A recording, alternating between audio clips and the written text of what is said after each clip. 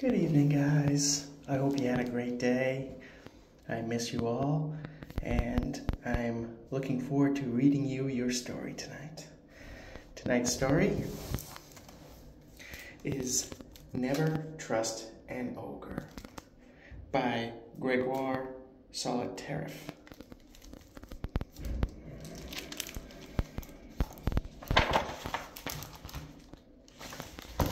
Never trust an ogre. Once upon a time, there was an ogre.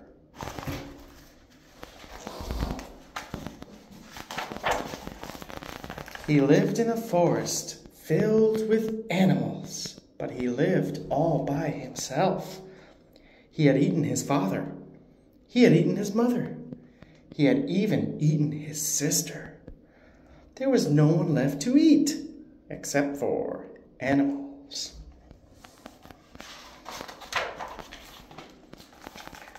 So that is what he ate.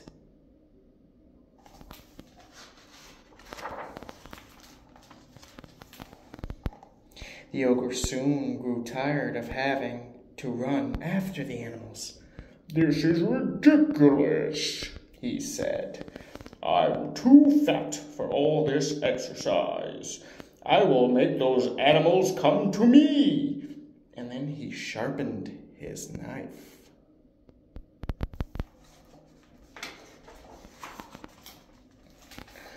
The ogre practiced making friendly faces, but it wasn't easy for him.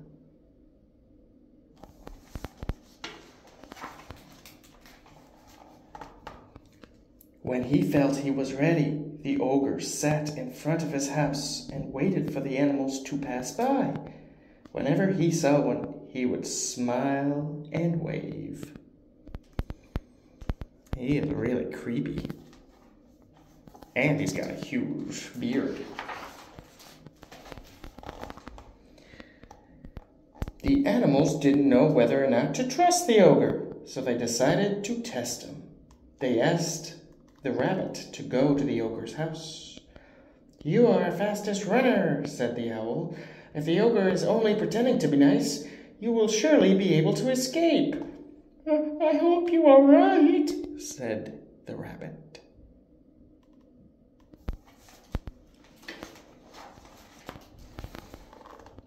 "My friend," cried the ogre when he saw the rabbit, "won't you come in?" The rabbit stayed outside. "Don't be afraid," said the ogre. "I'm not going to eat you." The ogre couldn't have been kinder, and they had a very pleasant visit.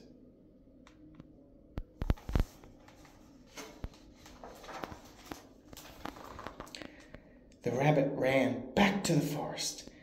"That ogre certainly has changed," he announced. He wants to have us all for dinner." "I bet he does," said the owl. "A friendship dinner," said the rabbit. "He promised to give us all vegetables in his garden." "Sure," said the rat. "We'll eat his vegetables, and then he'll eat us." "Let's give him a chance," said the old boar. "Think what a relief it would be if we didn't have to run away from him anymore."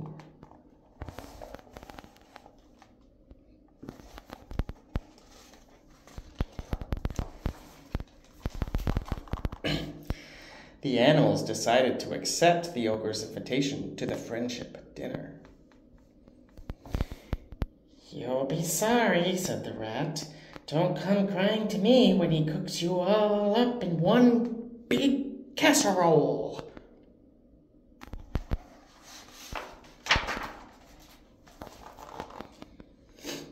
The animals arrived at the ogre's house. The ogre was waiting outside to greet them. "Hello, everybody," he said. "How well you all look. How plump. How juicy. Won't you come in?"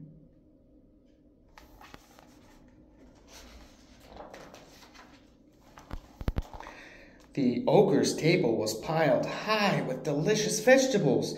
Please help yourselves, he said. Where's your plate? Asked the rabbit. Oh, I'll be eating later, replied the ogre. Have another carrot. The frogs finished eating first. They hopped off the table and onto the floor. What's that sticking out of the ogre's pocket? Asked one. It's his hunting knife, said the other.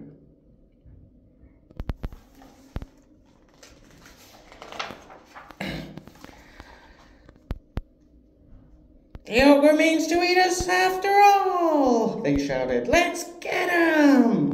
The animals jumped on the ogre. The owl pulled his hair. The rabbit bit him on the nose, and the frogs sent all the plates crashing to the ground. You'll never fool us again, they said, and he snapped the hunting knife in two. Then the animals marched out the door.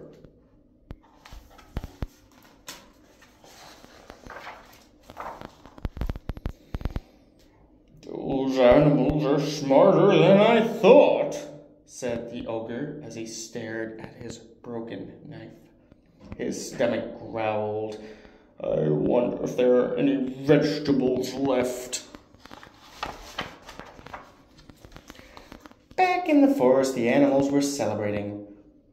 I told you not to trust that ogre, said the rat. We'll never trust him again, said the rabbits.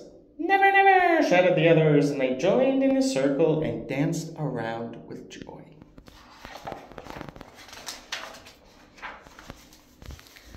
The end. So that was a good story. I think that it's always wise to trust your instincts. Sometimes ogres seem nice, but there's definitely danger. So try to be as smart as those animals. I hope you guys have a great, great night. I hope you sleep well. I love you all. Good night.